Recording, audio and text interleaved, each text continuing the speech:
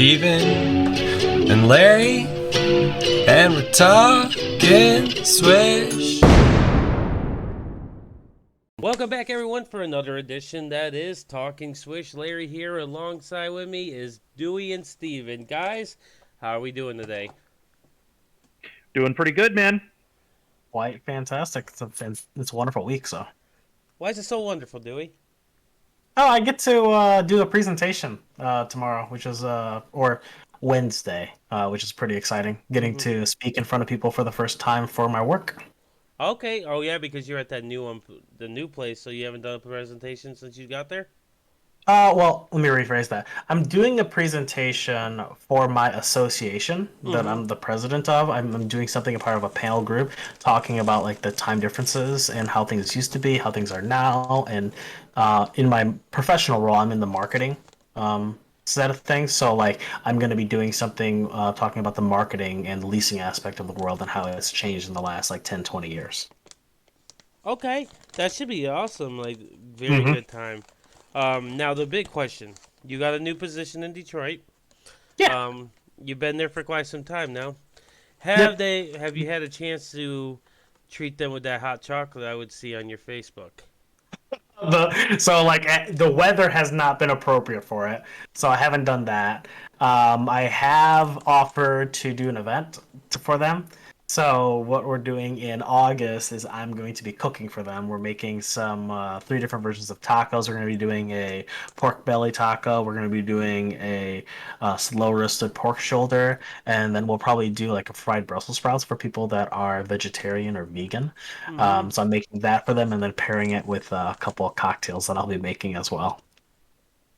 If only you did put this kind of like treats in for the Swish guys, man. Man. I cook for you guys all the time. What do you mean? I'm like, wow. He brings us like bologna sandwiches, and they get like top tier food. Bologna sandwich. Acting like we're in the clink. Oh my gosh. No, I'd be happy to cook for you guys. I just gotta take over a kitchen. If you give me a kitchen I can utilize, I will cook for you guys next time I'm over. We're gonna hold you to that. We'll even give you the big task of using ours. Oh, You got I'm this. scared. I'm a little scared. No, but it's awesome. I'm glad that your week is going pretty well, because last week you were having the car difficulties. I still have a car issue. I don't have a car. Jeez. That's fair. Well, if it makes you feel better, I got mine. Oh, Me too. You know what? That does make me feel better that you guys have 2 cars. Yep. It's pretty nice. It's awesome. But thankfully, you're still going to be able to go to a tournament this weekend. So that's all that matters. Not an issue. It will happen. And we're going to go this weekend. We're going to Lafayette, Indiana. Good old wrecking in the South, right? Oh my god. It's not even that far south. Couple hours south of us. It's basically us. Oh man. I'm ready to go see them Confederate flags. Good lord. It's like the same thing where people are like, "Oh, I'm gonna go up north in Michigan," and they drive like 30 minutes north. Uh-huh. Yep, I'm going up north. Where you going? Flit. Okay, I don't know why that's still southern. That is actually a few hours north, so I'll give that more credit. My bad. When I'm saying it, because I'm from Lansing. Oh, okay, yeah. I'm talking about, because you're still going in like a northern direction. It's not exactly up for north. Actually, you could go to like St. John's, which is like completely north to them, or Mount Pleasant. Mount Pleasant's technically north. I'm going up north, guys. I don't know what it is. There's an obsession with people in Michigan where they talk about how they're gonna go north, and they go north and they drive like 30 minutes north to like a place in that small town. They're like, "Oh, this is up north." And it's like, not up north. I don't even go up north. I don't call that up north. I'm gonna post on Facebook. I'm going on a vacation up north to enjoy the sights. Where you at? Rockford. Man, I would hate you. What was that, like 25 minutes from here? Yeah. If that. Yeah, I used to do Instacart in Rockford, and it ain't that far at all. No. But no, Not at all. But all jokes aside, we're gonna go to Lafayette. It's actually gonna be the last day that John Whetstone's gonna be working at that card shop, helping organize this tournament, because he's actually gonna be in August opening his own card shop with a business partner. Very nice. Oh, that is awesome. I love to hear about new shops getting opened up right now. Yeah, it's great. I want to news. talk to some Swish people who wants to make the trip with me when the fall set pre-release comes, and if he can get the pre-release, I'd like to go down to show some support for him and go do one of his pre-release events. So That'd be pretty neat. definitely think it'd be something fun to go. Depending do. on the weekend, I would definitely be interested. Yeah, because John's a good guy, very nice guy. I definitely recommend people to interact with him more because he's super friendly, super friendly. He'll definitely help you out if you need something. But enough about John, because this ain't talking John. This is talking Swish. But we're gonna go and do another deep dive into a format. And today we are going to not touch modern because we did a nice little dive into the modern one where it actually branched over in episode B. This time we're going to do a deep dive into the Pioneer format. We're just going to cover the most recent Pioneer Challenge. It was the one that was on July 11th that's listed here. There's 2 Pioneer Challenges, so they might both be technically July 11th. But anyways, this one was taken down by White Green Angels. Before we jump into that, I just want to jump into like the metagame summaries and things, some of the most played cards it has listed before we actually break down some of the deck lists from the top 8. So the thing that first people I saw talking about online briefly today was talking about the metagame for this format. I don't think you can actually take any metagame percentages like too much to heart because the format is like not touched as much for number one. Number two, because they lowered the number of players needed for these challenges, which was a big difficulty in getting these to fire in the first place. Let's give it some time. I would say let's give it a month from now. Let's revisit this on like August 13th. Take a look at the metagame percentage for the last 30 days from that point, and we'll see where the meta's looking like at that point. But I do think that Spears might be the most played deck. It does seem to have a good percentage every week. And that does look like it's leading this week with a 15.62% being Spirits in this top. It goes up to 32 32. And then the second one surprisingly was just other decks was classified together at 12.5%. Along at 12.5%, we had Rakdos Pyromancer and Is It Phoenix, and it looks like Jeskai. And then next is at the 6.625. We have Burn, Nivdalite, Demir Control, and Mono Black. Then we got like Jeskai Control, 4-color, and Mono Green, finishing it off with just a little bit above 3%. Okay. The noble most played cards is Mystical Dispute, Fatal Push, Galactic Company, Rest in Peace, Aether Gust, Thoughtseize, Opt, Skyclave Apparition, the Empyrean Eagle, and Maelstrom Wanderer. It's super funny that a Mystical Dispute is 56% of the decks. I also like the fact that like 2 of the top cards in Spirits have eked their way into the 9th and the 10th spot, and then Skyclave obviously should be a 4 of in their decks as well, so that's taking the 8th spot. Yeah, they're like 8th, 9th, and 10th is all Spirit numbers. I love the Opt. I do love the Opt that made the list. Like, just Opt is out here representing. It's just like the best cantrip in the format, right? Yeah, it is. It's really good, really good. But yeah, let's go ahead and break down some of these lists. Steven, you want to take us away with the first deck list? Yeah. So first deck here, looks like Zerk took Green White Angels to first place here. And for those that have followed Historic at all, it's very similar to what the deck does in that format. It's playing Righteous Valkyrie, which is a 3-mana 2/4 that I believe every time an angel enters the battlefield under your control, you gain life equal to its toughness. Let me see if I can pull this up here. Yeah, you gain life. Oh, this is just whenever another angel or cleric enters the battlefield under your control, you gain life equal to that creature's toughness. It's a 2/4 for 2 and a colorless and a white, flying. And then as long as you have at least 7 more life than your starting life total, creatures you control get +2/+2. So basically, this is a life gain deck. Obviously, they use Righteous Valkyrie alongside with Bishop of Wings, which whenever an angel enters the battlefield under your control, you gain 4 life. It's 2 white and is a 1/4. And then whenever an angel you control dies, you create a 1/1 white spirit creature token with flying. So basically, you combo these 2 cards. You play cards like Resplendent Angel, Righteous Valkyrie, things of that nature. Youthful Valkyrie to just gain absorbent amounts of life, and then you're pairing these cards alongside Collected Company. I assume most people listening know what that one does. And you gain a lot of life. You anthem your team. You have flyers. You kill them that way. Or there's a new card that just came out called the Book of Exalted Deeds. And I'm unable to pull this one up right now. It won't link me to it. Hold on, let me take over there. All right, cool. Okay. Could someone read what that one does? I know it's the triple white artifact, right? Yep. So it's triple white, legendary artifact. At the beginning of your end step, if you gain 3 or more life this turn, you create a 3/3 white angel creature token with flying.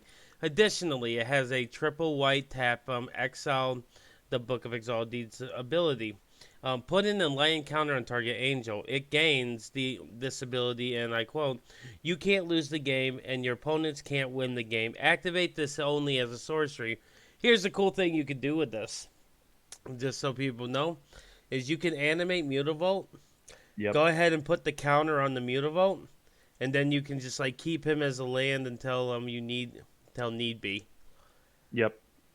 Yeah, the format has almost no real ways to deal with lands, so like once you do that, you basically don't lose the game. Yep.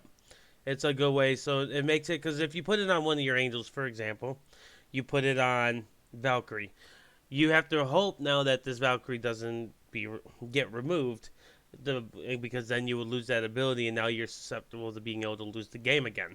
But with Mutavolt, you're able to hide it a little bit more. Yeah. It turns off their sorcery speed removal, which is huge as well. Yep. Oh, it also turns off Heartless Act, because they can't Heartless Act this. Because it has a counter. They could can remove the it. counter, though, They right? can remove the counter. I'm saying they can't remove the creature in general, though. Yeah. Which is nice. Yep. Okay, you go ahead and take over the sideboard now. Okay. And then the sideboard, I mean, there's nothing too crazy here. Voice of Resurgence, a solid card against control, as is Shaper's Sanctuary. Shalai, Voice of Plenty, just another solid angel. Protects you from cards like Settle the Wreckage, which this deck also plays 2 of in the sideboard. It's got 2 Rest in Peace for, I assume, Phoenix and Arcanist. Very good in those matchups. Lyra Dawnbringer, just a tough to answer. Angel that gains a lot of life. Red does not want to see that card in play at all. And then 2 Aven Mind Sensors and 2 Archon of Emeria. So just a lot of good hate white cards in here. And then some good control stuff. But pretty much what you would expect to see in a green-white sideboard. Yeah, this deck looks pretty clean. It's like I said, well, like we were saying off the cast, this is looking like just the exact resemblance of what Historic has. It might actually just be card for what the Historic plays. The more, yeah, because Historic's allowed to play the Book of Exalted Deeds now too, right? yes, Yeah, this card seems really ridiculous. A little bit easier. Like, absolutely nonsense how good it is. Now, obviously, Historic doesn't have Mutavault, but, I mean, you're still fine. You get to play everything else, literally. So, Metallic, yeah, you even have Metallic Mimic in Historic, too. You just, literal card for card, can play this entire deck, other than Voice of Resurgence in the sideboard. You'll have to replace that with something else. I'm sure you can find something. Was Voice not in Jumpstart? No, I don't believe so. Okay, I was just curious. I didn't know if it was in Jumpstart or not. I can't keep track of everything that's in that set. I'm also not sure. I'm not sure if Mind Sensor is legal in Historic, because it was an initial. It is. Okay, because it was in that. It was in it initially. I couldn't remember if it's in the remade. Oh, it was in Amonkhet, wasn't it? It was, but I'm not sure if it's in the Amonkhet that's on Arena. I can't remember. Yeah, It's in original Amonkhet, but I'm not sure if it's actually in the Well, one they remade. it does say it's Yeah. legal, so Okay, it does look cool. like Yeah, it is. I think the only thing that really changes with historic is that they sometimes go blue for the that duplicate, Yep. right? And then some other cards here on occasion, Linvala. like the yeah, the Linvala. Linvala, the Yeah. blue version of Linvala. Yeah, But they do now more maybe you ban. just don't have to with the book. And Mhm. you also have the Soul Sister in historic, which you don't have in this format. So I don't know if you want to play that card or if you actually don't need it. I'm not sure.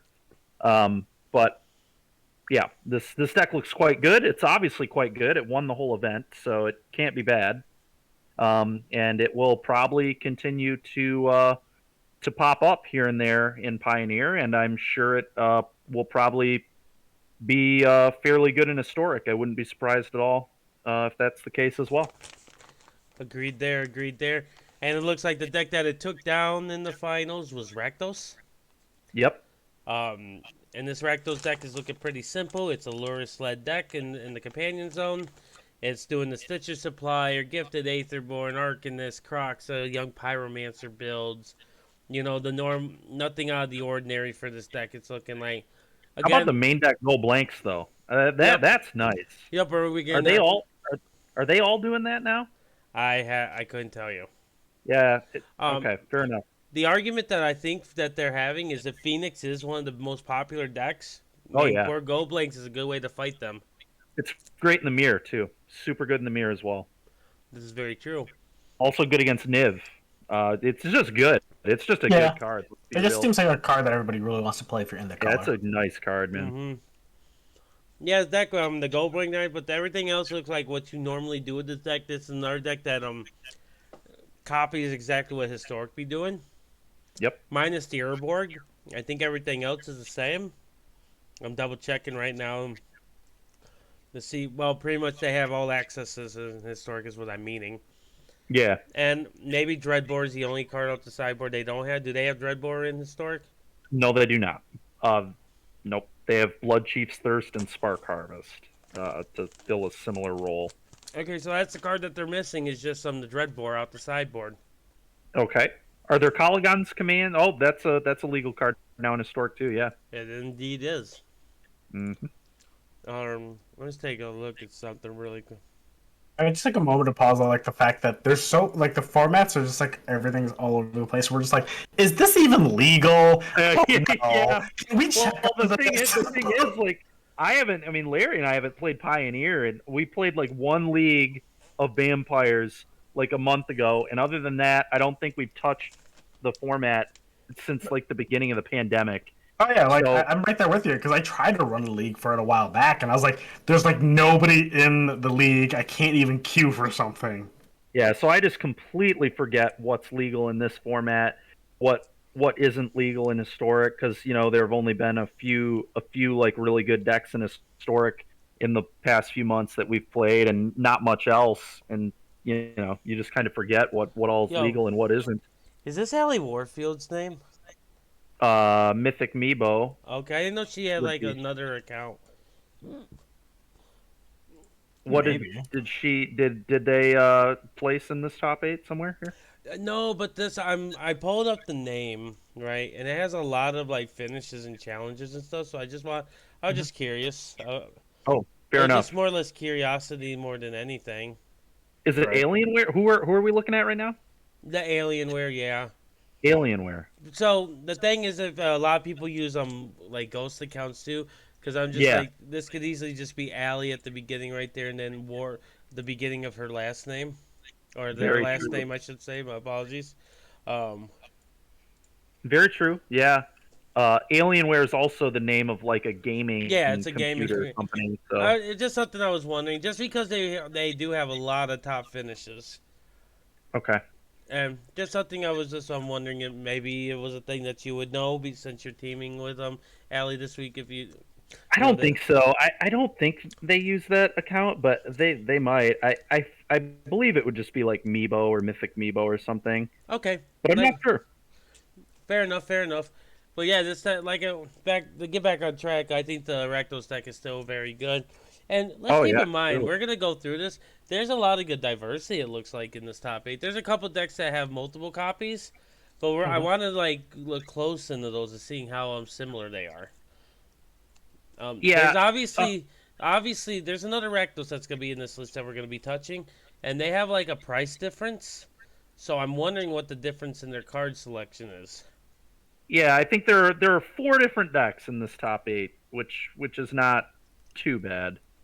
But yeah, keep going. Yep. All right. So, is it only 4? 1, 2, 3, 4, 5. There's 5. Am I? I think there are. There's Hold 5. on. There's 5. Oh, you're right. Hold on. That's spirits. Yeah, you're right. I know. I was on the right hand side. They just have the breakdown. Well, that'll do it too. I'm not looking at that. I'm just scrolling through the Yeah, list. we're just looking at the actual top 8. Mm-hmm. I think I got confused because I was going. Yeah, I don't know. I don't know why I got confused. Either way. But Dewey, you want to go ahead and take us through the burn list? Yeah, I like this list. I was just looking at this. It's streamlined. It's got the Luris as the companion. You've got 4 Lava Runners, 4 Swifters, 4 Soul Scar Mages, 4 Eidolons, 4 Pyromancers. We get the 1 of Zergo. And then for the spells, you got 4 Slashes, 4 Charms, 2 Lightning Strikes, 2 Skullcracks, 4 Light of the Sages, 4 Wizard's Lightning. All the lands you want. It is running, I like this, the new Den of the Bugbear, which is the new land that if you control 2 or more other lands, it comes into play tapped, and then you can pay 4 mana to turn it into a 3/2 goblin that can create you another token when it swings, which is a 1/1. I'm very interested to see what those lands do, and if they're going to pop up in any other formats here. Mm-hmm. And then in the side here, you've got 4 Chain to the Rocks, 2 Soul Guy's Lantern, 1 Vortex, 4 Searing Bloods, 2 Skullcracks, and 1 Wear and Tear. I mean, I'm looking at this deck, and it knows exactly what it wants to do. Puts dudes on the board, give them some prowess triggers, and just beat in. Yep, just a nice classic burn deck. Yeah, I like the new mixture of utility lands going a 2/2 split with the Ramming Up Ruins and the Bugbear. I think Bugbear is a sweet card for these red aggressive decks. Oh god, the mono red deck in standard is going to be nice. They're gonna like it. Yeah, they're definitely gonna like it. They're gonna. That's gonna be nice for them. It's gonna be huge. And it's interesting because it's one of the few lands that doesn't punish you for playing this man land early on, right? It only punishes you when you're later on, which is like fine. You can control your pace of play with it appropriately in sequencing in order to not punish yourself. So yeah, because the biggest problem with playing man lands and aggro decks was the tap feature. But exactly. the fact that this early in the game, and a lot of red things, you won't have a lot of lands anyway early in the game, and then later in the game it's just like pure value, and you're like, okay, now that I'm hitting this mana pocket in my deck, I'm going to just start animating this and trying to get increments of value. Which I like that a lot. Did you already go over the sideboard or no? Or am I overthinking it? I did. He did. Okay. Yep, and I love the 4 Chain to the Rocks. It's just a good efficient spell. It's their Path to Exile. Soul Guy Lantern, obviously a really good card. I think the 4 Searing Bloods, very good answer to Phoenix. Wear Tear is just a nice little spell that you get. And Rolling Vortex is a pretty cool card because they remove it and you can just replay it with Luris as well, which is cool and kind of funny. Honestly, what this deck usually does is they just like replaying their creatures off of Luris. They don't have like the bobble effect, the broken stuff like Modern has. No, they can't abuse it that way. But I think they're playing Luris the way it was intended. Yeah, this is how Luris was supposed to be played, and I like it. It's what it wants to do. And I think that's why this deck actually consistently be putting up results, is because you're giving Burn a late game way to effectively replay a Pyromancer, for example, and shock them. Being able to replay a Swift Spear and swing for 1.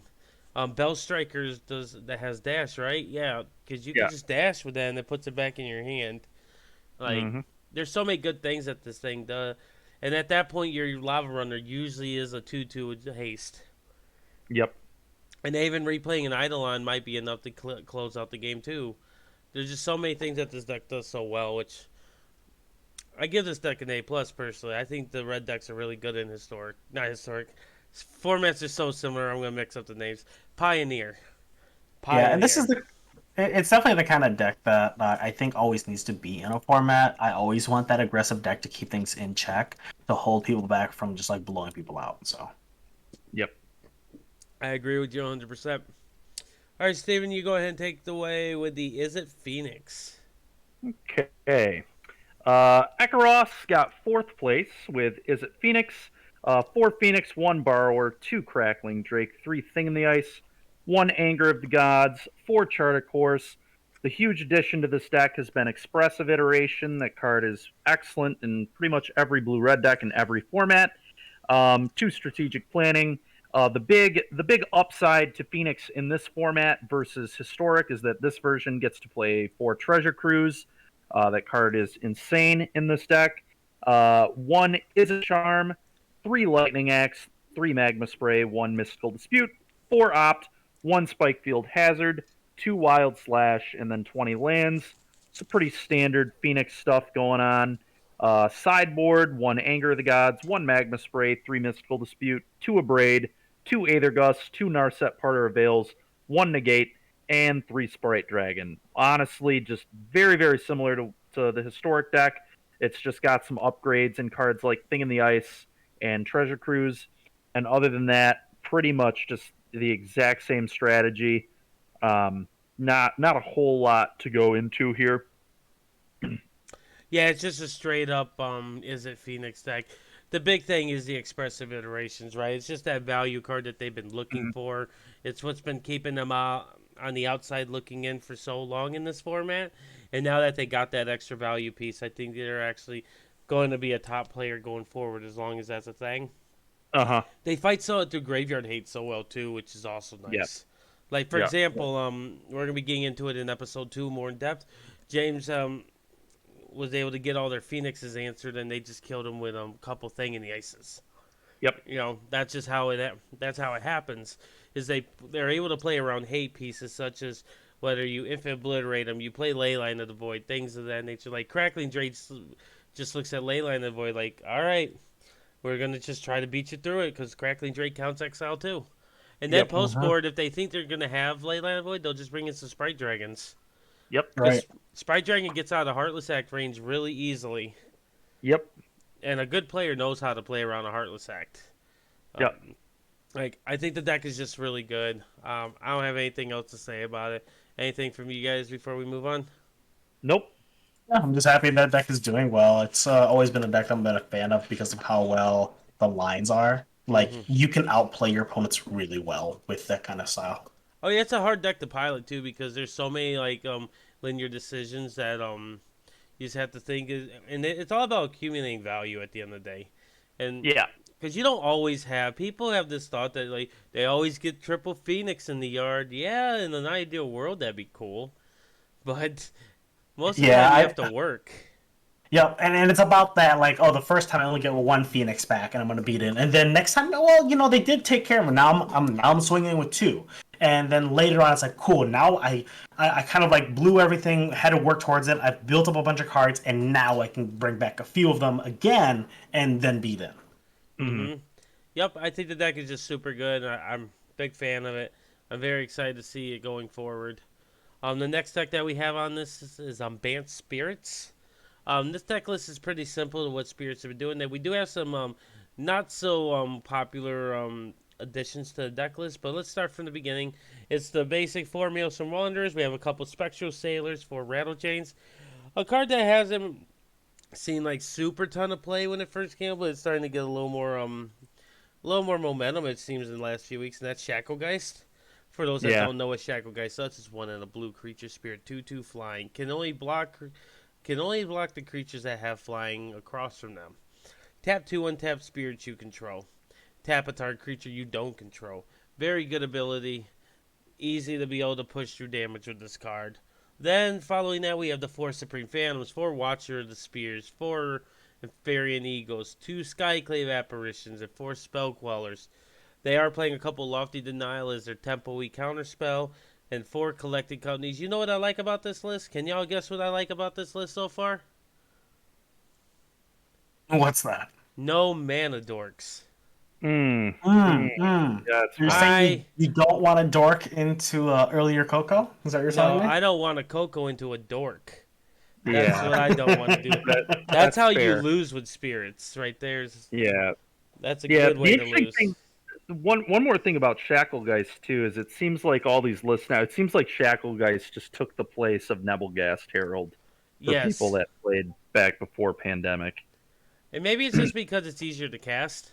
It's cheaper, right? It's just technically a better on the 1-drop. curve. It's technically a 1-drop when you have Watcher of the Spears on the board. Sure, yeah, it's cheaper. Yeah, it's just better on the curve. What's interesting too is it seems like a lot of the spirits lists have kind of gone away from selfless spirit. Not seeing that one in most of these decks, which is kind of tells you about the format. Yeah, that I agree. Well, because you got like Demir, and then you got Niv that plays the 5 Exile. mana, the Exile Yeah. one. So that's a sign that they're not worried about getting some pre-verdict. They're more worried, hey, all our stuff's gonna get exiled. We need to play cards like Lofty Denial. We just need to deny the access. Mm-hmm.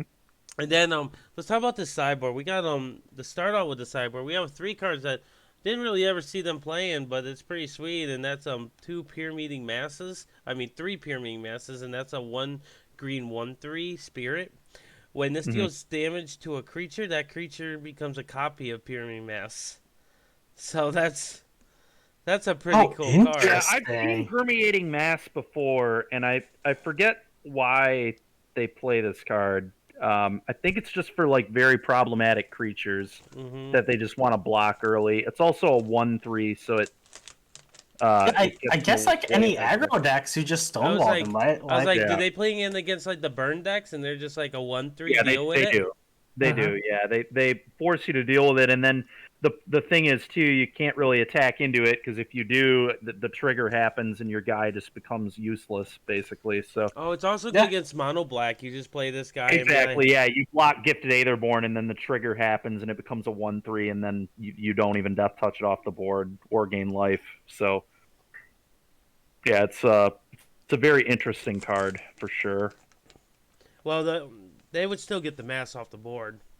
Doesn't it trigger like?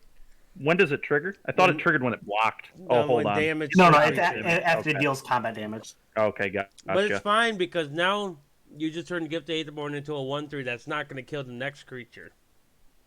Mm-hmm. So that's huge.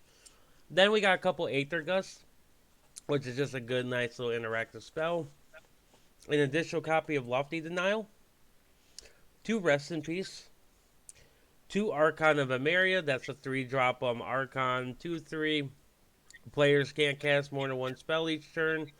Non-basic lands your opponents control enter the battlefield tapped. 3 Mystical Disputes, and then the last 2 Skyclave Apparitions. Yeah, Spirits is just a nice little clean deck. Like, it's obviously probably the most popular deck in the people's opinion, of course, like I said at the beginning of the cast. Take that with a grain of salt. But it's definitely a top player. No argument there. And I think it's obviously in that place because you didn't really have to do much. If you own the deck, you can just keep playing it.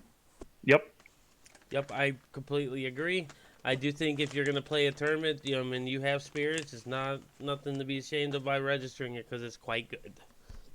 Was there anything else you guys wanted to talk about with this list? Nope. The only other thing I'll say is there are a couple different versions which I like that you can go BANT, but there are also the Simic and the Mono Blue versions that are floating around, so you can tweak it to what you're looking for. Mm-hmm. Yep. All right, the next list is Rakdos. I'm just going to look at this and see if there's much of a difference. So this Rakdos list, one big thing that they're doing is they're playing a copy of Dreadbore in the main. They're still doing the Go Blinks in the main. Yeah. They're also playing the one of Gifted Aetherborn in the main board. Yep. Which is interesting. Sideboard, they're playing a It's couple still one off? It is, yeah. Yep. We have 2 more on the board. Yep, they're also playing a couple Feed the Swarms, and then they're playing a couple Damping Spears in the sideboard. And then the 2 Magma Sprays to answer Phoenix is pretty sweet too. So they got a plan for Phoenix. They got Magma Spray and 4 Gold Blanks. It's a pretty good Yep. plan. Pretty good plan. Um, but yeah, let's let Dewey take on this. Oh, the blue white auras. Oh, I love this. So this is a deck Oh. that I actually played around with during the start of Pioneer when everything was still in that hyper flux state. So I still pretty much own all the cards for this. Um, I love it because so like you're using this Lurus thing, you're using Ornithopters, Stonecoil Serpents, Bowmat Couriers, Ginger Brutes, and Hope of Europer. Just super cheap, effective threats, right? And then what you're looking to do is either put an All That Glitters on it or an Insult artifact just to make it a big creature immediately on turn 2. You can pair this with a Ghostfire Blade as well. You have a Shadow Spear as a one of, the Springleaf Drum to help accelerate you more, and then now the new card they're adding is the Black Staff of Waterdeep, which is 1 blue, and you may choose not to untap it during your untap step. You can animate it for a colorless and a blue. Another target token artifact becomes a 4/4. So it's another way for you to turn your creature into a strong threat immediately. It's really And nice. the deck is really streamlined as well, just like that mono red pile or the Boros pile, where you're playing 4 of on the Ornithopter, the Stonecoil, the Bowmat, the Ginger Brute, the Ghostfire, the Springleaf, the All That Glitters, and the Stole. Those are all 4 of. You know what your deck is doing, and you're going to make sure it happens. Now that's just the spells. When you look at the lands, you get to play Darksteel Citadel, which is an indestructible artifact that you can turn into a creature, obviously. And then you also get to tap into other manlands like Mutavault as a result. And then you are playing the new Cave of the Frost Dragon, which turns into a 3/4 for 5 mana. So you get a 3/4 white dragon with flying. Over in the sideboard, you get Light of Hope, which is the 1 white destroy enchantment, gain 4 life, or you can put a +1/+1 counter on a creature.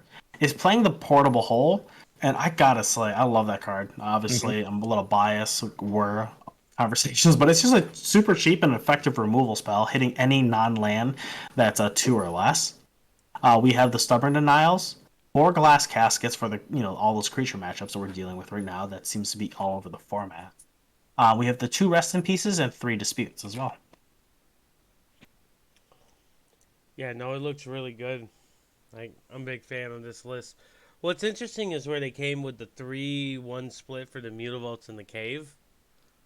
Yeah, I guess I could see it because I think you more often than not wanted that just cheaper manland to swing in. But when it gets later on and the board is clogged up, I would want to be able to fly in. Mm-hmm. I'll agree there. And what body does it make? I forget. A 3/4? 3/4 Flying Dragon. Yeah, still pretty good rate, And if you're able to close the game out with just that big flyer, it's not the end of the world for you by any means. And then this Yep. Black Staff card is just really interesting. Yep. Yeah. I like it.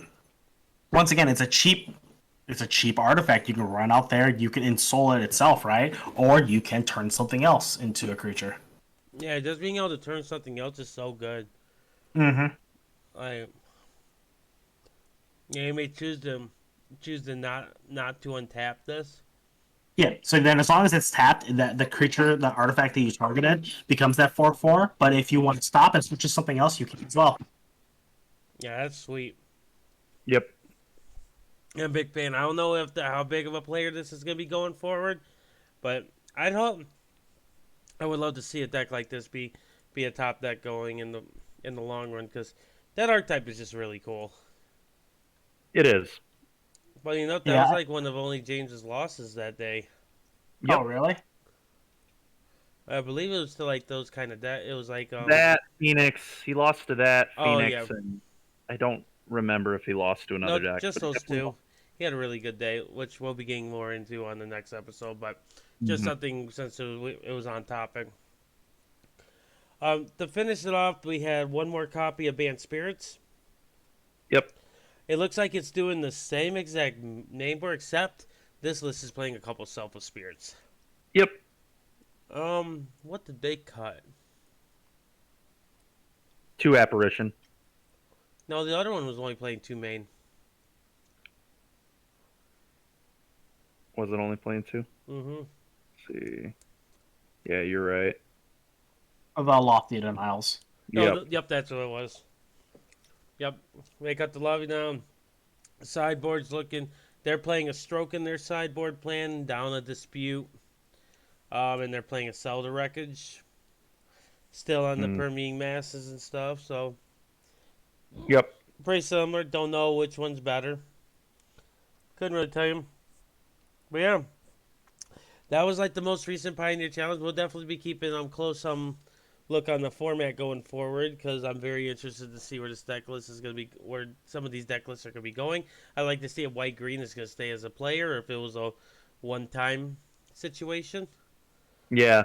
It'll also be interesting to see, now that paper's starting to become a thing again. SCG is definitely on the horizon, and will SCG be bringing Pioneer back into the limelight? Time will tell. So it might, Pioneer might be very relevant again here pretty soon. So we'll see what happens.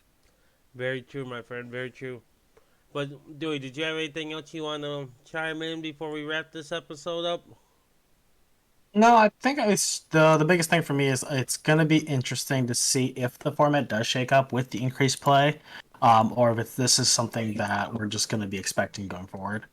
A couple of these decks look very interesting to me. I'm very sad my Sultai Delirium deck is gone.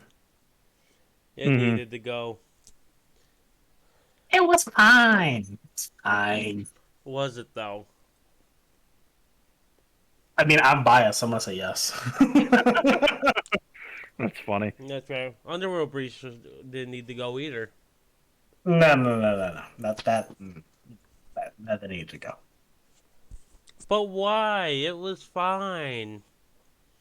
I like having combo in formats, but it can't be like you can't have the top 3 decks all just be combo decks, right? Yeah, that's not very fun or interesting. Mm-hmm. Like I want there to be combo decks, but I also want there to be aggro control and mid-range decks to exist alongside of it. When it's like, oh, which combo deck do you want to play for the format, and let's see who races to that first. Like that just is not good for healthy for the format. Funny No, enough, it's not. they banned Inverter Not Thoughts Oracle, correct? Correct. Yeah. I think they should have flipped it. I agree, probably. That's probably Thoughts right. Oracle is going to do something broken one day again. Oh, yeah, of course it will. That I mean, design it's is really not stupid. giving us room. Mm-hmm.